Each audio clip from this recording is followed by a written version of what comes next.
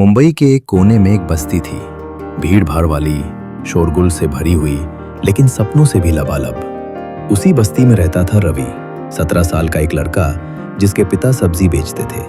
हर सुबह 4 बजे वो अपने पिताजी के साथ मंडी जाता, सब्जी उठाता, फिर गली गली ठेला लेकर सब्जी बेचता। लेकिन रवि की आंखों में कुछ अलग चमक थी। जब लोग उससे सब्जी खरीदते तब भी वो अखबार की हेडलाइन पढ़ने की कोशिश करता। जब बाकी लड़के क्रिकेट खेलते, रवि एक छोटी सी लाइब्रेरी में जाकर पुरानी किताबें और पत्रिकाएं पढ़ता। उसका सपना था IAS अधिकारी बनना।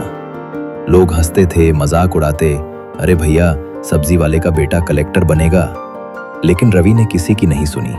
उसके दिल में बस एक आवाज थी, मैं कर सकता हूं। एक दिन स्कूल में शिक्षक ने पूछा, बड़े होकर क्या बनना चाहते हो?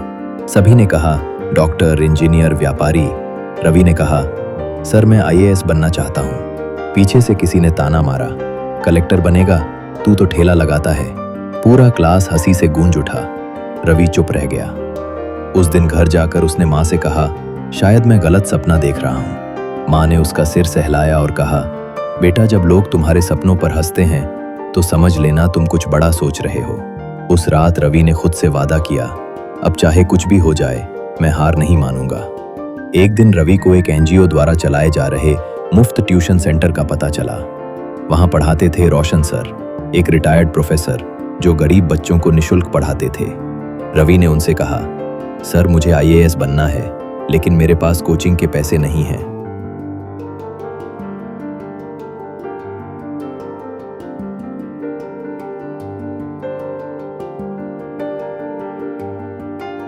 उस दिन से रवि रोज ठेले का काम खत्म करके 3 घंटे रोशन सर के साथ पढ़ाई करने लगा। सर उसके लिए पाठ्यक्रम बनाते, मॉक इंटरव्यू कराते और सबसे अहम उसका हौसला बढ़ाते। 2 साल की मेहनत के बाद रवि ने अपना पहला UPSC का प्रयास दिया। परिणाम आया विफल। दिल टूटा।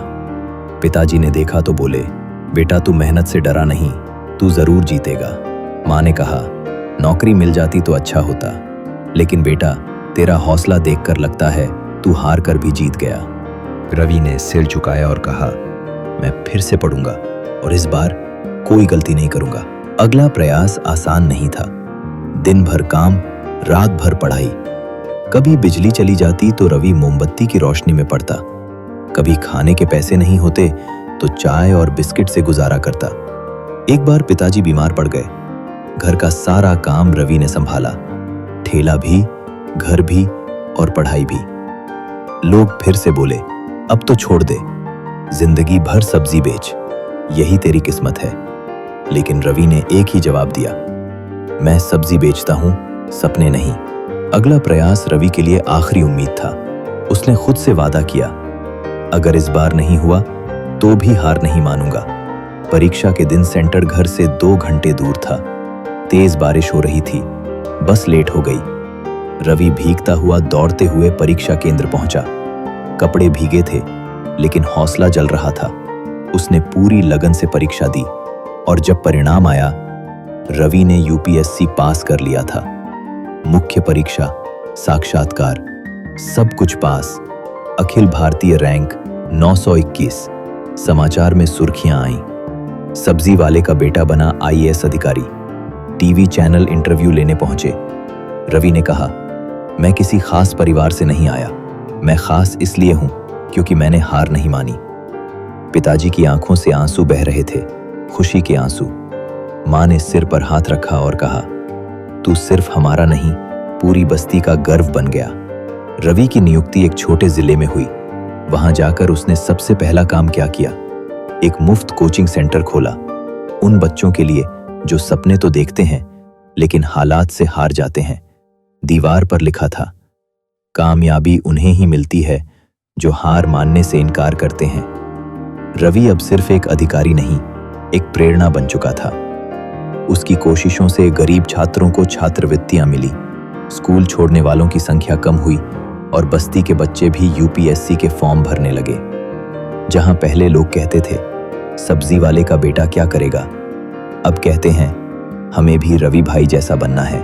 रवि की कहानी कोई कल्पना नहीं, बल्कि एक सच्ची प्रेरणादायक मिसाल है। उसने साबित किया कि अगर सपना सच्चा हो, इरादा मजबूत हो और मन में विश्वास हो, तो कोई गरीबी, कोई ताना, कोई बाधा आपको रोक नहीं सकती। हर किसी को जिंदगी एक मौका देती है, शायद पहला नहीं, दूसरा भी नहीं, लेकिन अगर आप हार नहीं मानते तो आपका समय जरूर आता है। रवि की तरह बनो, मेहनत करो, सपने देखो और कभी हार मत मानो।